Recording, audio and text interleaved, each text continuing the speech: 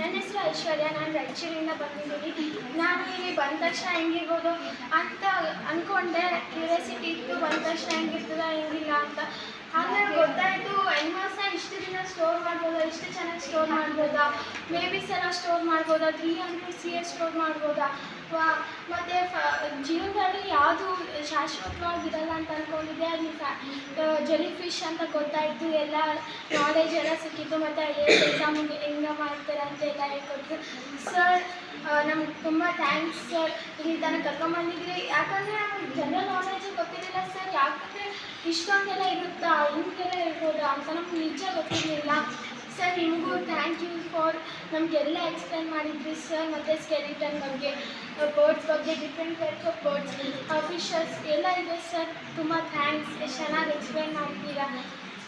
Thank you sir.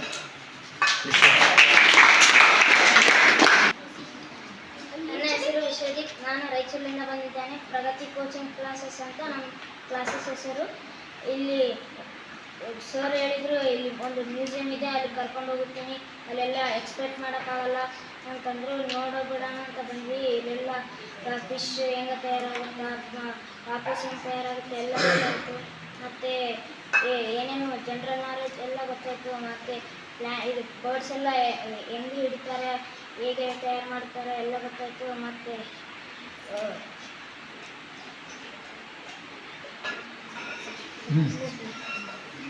ಹೇಳಪ್ಪ.